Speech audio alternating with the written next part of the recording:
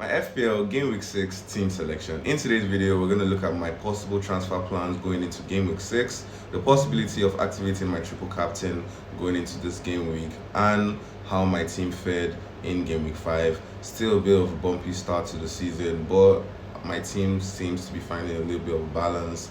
We're just going to look at what, my transfer plans are, what they mean for my team going, into the game week rather, and the upcoming international break as well.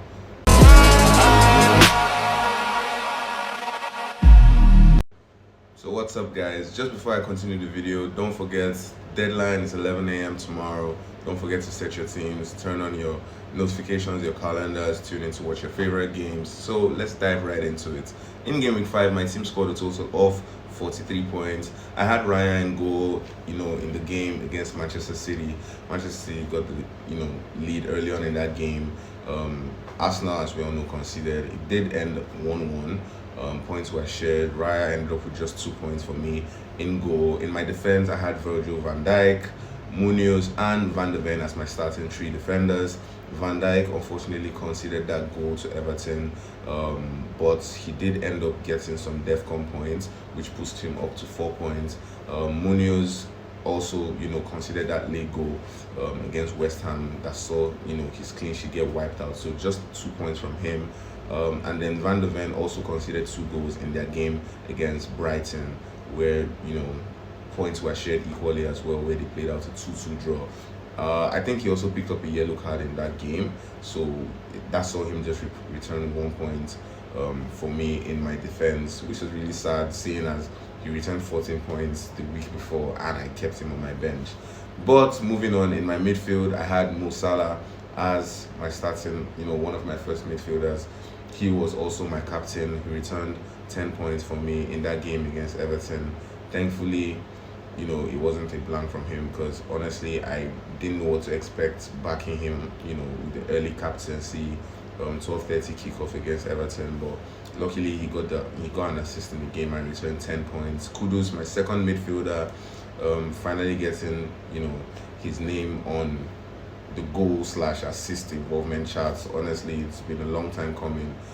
He did return an assist in that game against Brighton, returned 7 points. Semenyo keeping a clean sheet, also getting some good DEFCON points, returned 5 points in the 0-0 draw against Newcastle. And finally, my fourth midfielder, Cody Gakpo, with just the 2 points. Honestly, he has been a disappointing buy since I got him on my wild card. I don't know what my plans are for him yet, but I think moving into game week 6, I may be looking at transferring him out, because I did want to have him for the couple of good games that have just passed by. I felt like it was a good punt to take. But yeah, just the 2 points from him.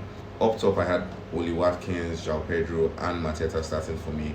Watkins, I felt, was due a goal finally, and which better fixture for it to have come in than the Sunderland game. Sunderland, to be fair, honestly, good game from them. They haven't lost so far, at home this season in the Premier League, so good game from them. Watkins returned just the 2 points in that game. My second attacker, like I said, João Pedro, 2 points from him. He really did have a great game, considering that Chelsea went down 1 man really early in the game. He had an exceptional game, in my opinion. Unfortunately, he didn't get any goal involvement, so he returned just the 2 points. And Mateta returned 6 points after scoring in the game against West Ham. So, like I said, 43 points in game week 5. A couple of positives here and there. Rank dropped from 2.8 to 2.9. Could have been worse. At least, the team managed to score above the average for that week. We didn't see a lot of clean sheets, on Saturday, saw a couple on Sunday. But yeah, overall, I'm still happy with the way my team was structured during my wild card. It makes it a lot easier to move funds around, and I do have 2 free transfers going into game week 6, which will allow me, move a couple of players out and bring a couple of players that I feel would be essential moving from game week 6. So let's look at what my team is shaping up going into game week 6, right? In game week 6, I'm going to be starting Raya in goal away at Newcastle. We know how the Arsenal-Newcastle games have gone, at least in the past 2 seasons. Arsenal always kind of struggle when they play at St James Park. Whether or not Newcastle are on form, although this is a Newcastle without Alexander Isak, so they are kind of still finding form. But Newcastle have also been really, really great defensively this season. I do think Arsenal are should or are going to get something out of this game. They possibly score in this game, but I do not think it's going to be an easy one. Newcastle could easily come out with a draw in this game. I do think there's a really, really good chance or good possibility. Give it 60-40 that Arsenal do concede in this game. But there's a higher chance that they end up winning the game anyways. But I am going to start Raya in goal. In my defense, I'm going with Virgil van Dijk. I was going to start Tosin, but we got the news that he was injured. And he's not going to be in the squad to face Brighton, so I had to drop him to my bench. Right now, it's a 50-50 coin flip for me between Munoz and Goodmanson. I don't see Leeds keeping a clean sheet against Bournemouth. I do think they concede to Bournemouth. I do think Munoz concedes as well to Liverpool. It's just that he has a higher upside of delivering an attacking output, seeing the position he plays for Crystal Palace. So I'm tilting towards actually starting Munoz with the presence of Ismail Assar, ready and available for that selection. It just boosts Munoz's appeal as well down on that right flank. So I am tilted towards starting him as my second defender, and my third defender is going to be Van der Ven at home to Wolverhampton. Wolves have been really, really terrible so far this season, and Tottenham has a really, really good defense. At least they have conceded just 3 goals in 5 games so far, and 2 of those 3 goals came in their last game against Brighton. Prior to that, they had conceded just the 1 goal when they lost to Bournemouth. So Thomas Frank is currently reshaping the defensive structure of the Tottenham side, and I think it looks really good. So Van der Ven is going to be my third defender. Moving on to my midfield, Kudus is going to be my first midfielder. He's at home to Wolves. I do think this is an ideal match for him to get his first goal for Tottenham in. Wolves, like I said, have been terrible, like really terrible defensively. I think Kudus should pick up a goal, couple of goals, goal and assist in this game.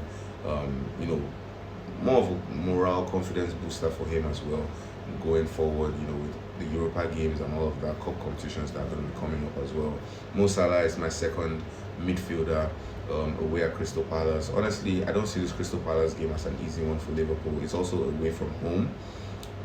Liverpool haven't beaten Palace in their last 2 meetings from last season till now, where they met in the Community Shield and then sometime around game week 34 to 38 towards the end of last season. Palace have been really, really, solid, really, really good. They haven't lost the game yet this season as well. I don't think they've even lost the game from about game week 33 last season till now. They haven't lost it. They are still unbeaten, and it is their home.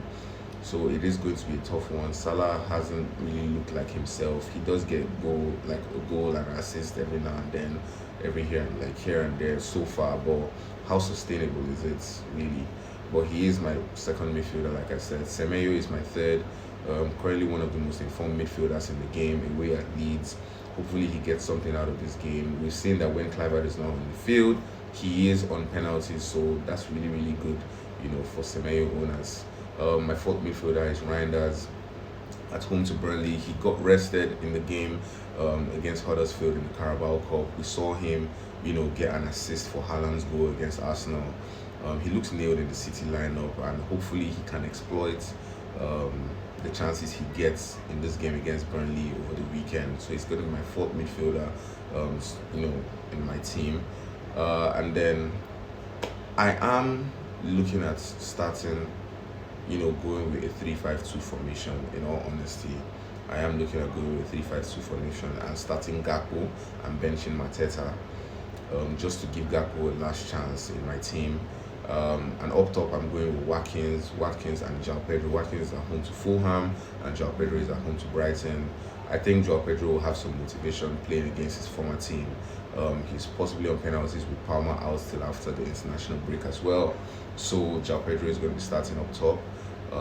And then, like I said, Watkins, I am still trying to keep that faith that he finally rewards, his owners with something, with a bang or something, with a massive haul. But this is how my team looks. My captain armband currently is on Salah, But like I said, I have 2 free transfers, right? And I will want to get Haaland for the game against Burnley. We already heard from Pep's press conference, Haaland is ready for the game tomorrow, and I will want to have him in my side. Now, I have 2 options to do that, right?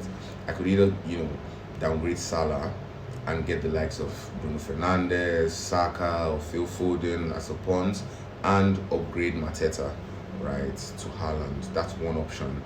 My second option would be to downgrade, would be to make 3 transfers, essentially taking a minus, which would leave me taking Gakpo out for maybe the likes of Joshua King, right? So I could get Joshua King, and then that would also mean I could go Watkins to probably Beto or Muniz, right? And then I can upgrade Mateta to Haaland. Now, honestly, I don't feel like I want to let go of Salah, right? He's still, the best to play the game in terms of FPL, right? And I believe Salah may just peak from when we least expect it. I always believe it's better to have the premium assets and sell them off when they don't prove their worth than not having them and then, struggling to get them back, especially for those of us that have used our wild cards, right? So I'm tilting more towards the option of keeping Salah and finding a way to get Haaland without selling him. Doesn't seem ideal, but it's just what I'm leaning towards right now. So I'm most likely going to go for my second option, which is selling Gakpo, getting Joshua King, which is a budget enabler, getting Beto into the side, and then upgrading Mateta and placing my captain armband on Salah and my vice captain on Salah or Joao Pedro, right? I'm also considering whether, since I have taken a point hit to bring Haaland back to my team, my first point hit of the season, I am considering whether it is worth just activating my triple captain on him for this week. Burnley they've been really solid defensively, in my opinion. Aside from the Tottenham game where we saw them concede 3 goals, they've really held their own so far. They conceded just the 1 goal, which was a late penalty to Liverpool. Yes, they did concede 3 goals to Man U as well, but they also played a really good game. I don't know how long Haaland is going to be on the field, because we also have to consider that City have that away game at Monaco, and he is just recovering from injury. Yes, Pep said that he's fit and he's ready to start, but I think if the game is, at maybe 2-0 or 3-0 and Haaland has probably gotten just 1 goal or an assist, Pep wouldn't see the need to risk him further, and he does get, substituted off. So it seems a little bit risky for me, using my triple captain on him. There will be better opportunities in my opinion. So it's still, a 50-50 coin flip for me on that, but it is something I am considering at the back of my mind. I may just, activate it ahead of the deadline, but yeah, this is what my team is looking like. I am almost certain that I am 99% locked on the second, option for my transfer plans. So yeah, on my bench, like I said, I'm going to have Mateta pending when I make my transfers, Goodmanson and Tosin, who is out injured. Dubravka is also going to be on my bench. So if you do have any questions, please do well to leave them in the comment section. If you're new around here, the aim is 1,000 subscribers, 1,000 likes in this video. If you enjoyed it, like, share, and I will see you guys in the next FPL video.